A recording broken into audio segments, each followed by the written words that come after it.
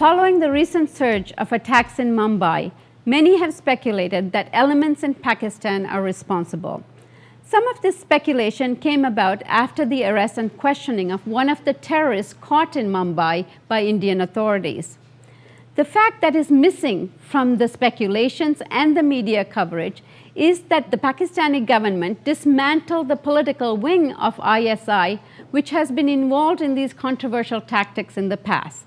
To shed more light on the situation, I'm joined by Tariq Amin-Khan, an assistant professor at the Department of Politics at Ryerson University and an expert in Pakistani politics. Welcome, Tariq. Let's start by how the international media and the Indian media has been covering the incidences in Mumbai. There has been round-the-clock coverage both in the international media as well as the Indian media. But I'm a little surprised, some of it which borders on irresponsibility, the kind of reporting that's gone on.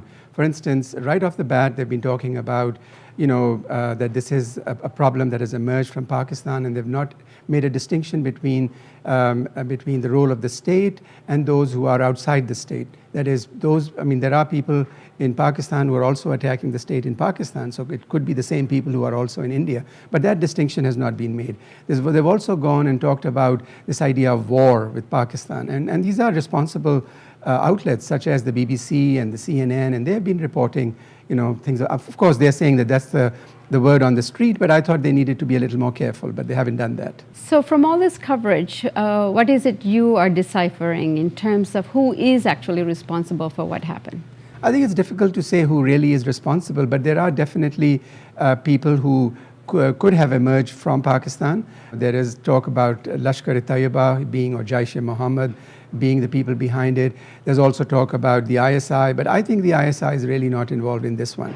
But there are previous relationship between the ISI and the LET. Yes, there has been. In fact, the LET has been nurtured by the ISI, way back in the late 80s and early 90s.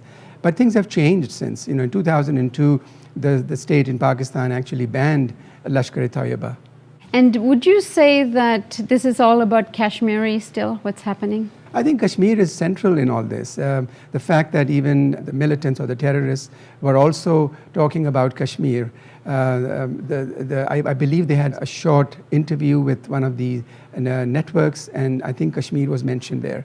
But let me just say that here I think is a political issue which needs to be addressed, because everybody wants this whole issue of terrorism. They're just wishing that it'll go away, and it's not going to happen. There has to be some political moves made both by governments in Pakistan as well as in India. What type of moves? What do you see as the solution? Well, the solution is long term, but I think what needs to be addressed are, for instance, the problem in Kashmir at one level, and the problem of Talibanization within Pakistan and Afghanistan.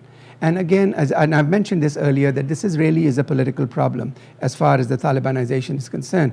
They are now a social and political force within South Asia. They're not just now confined to Pakistan, they're there in Afghanistan, they have impacted in Kashmir, they've impacted in other parts of India where Muslims reside. So it's not just a Pakistani situation anymore, it's really a more regional problem, and that needs to be addressed politically. Just going out and attacking them is not going to resolve that. At this point then, bilaterally, what can Indian authorities and Pakistani authorities do to provide some calming of the situation, as well as to demonstrate that they're stepping forward together? I think the rhetoric in India needs to tone down. I think the state actors should come out and start talking about that this may have emerged in Pakistan, and probably is. I don't have any serious doubts about that. But the issue is, these are the same political groups who are attacking, for instance, the bombing at the Marriott in Islamabad were probably the same people. It could be Al-Qaeda's involvement. We don't know. But I think it needs to be addressed at a more political and regional level. And what the Indians and Pakistanis can do is, at one, diffuse the tensions, this heightened state of exchange of very inflamed rhetoric. That needs to tone down. But I think they need to also take some political steps.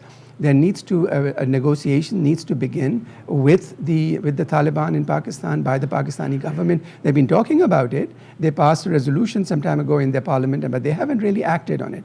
I'm not saying that the military should not intervene. The military should be there, but I don't think there is a military solution for this, and therefore, this needs to be handled at a more political level. Now, under President Musharraf and his military reign in Pakistan, things with India seem to be improving. Do you think this is a setback in terms of relations with Pakistan and the Zardari government? I hope not, because I think Zardari in his interview, I think yesterday or the day before, was very clear in saying that he's definitely supporting any kind of a dialogue. He's interested in even sending one of the directors of the ISI to India, because as the Indians have demanded. So he's willing to make all those moves. But I think the onus also is on India to show some flexibility in terms of accommodation. But as I come back to my original point, and that is that Kashmir is really quite central in all this. India seems to have its head buried in the sand. It's not willing to go examine the Kashmir issue. Right now, there's a lot of ferment in Kashmir. People are very angry and upset. Even the Indian intellectuals are now starting to talk about, well, maybe we need to talk about Kashmir. So I think Kashmir needs to be front and center, as well as the issue of Talibanization in Pakistan. I think if the two issues actually are taken up seriously by these respective governments, I would see some positive developments down the road. Thank you, Tariq. And please join us for the next segment with Tariq Amin-Khan.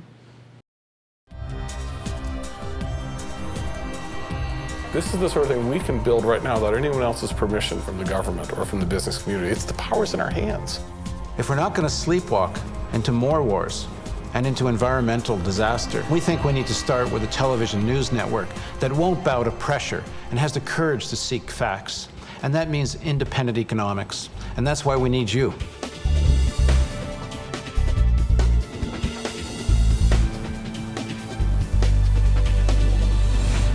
Real hope means facing a complex reality. Your tax-deductible donation makes it possible. Please contribute. Visit therealnews.com.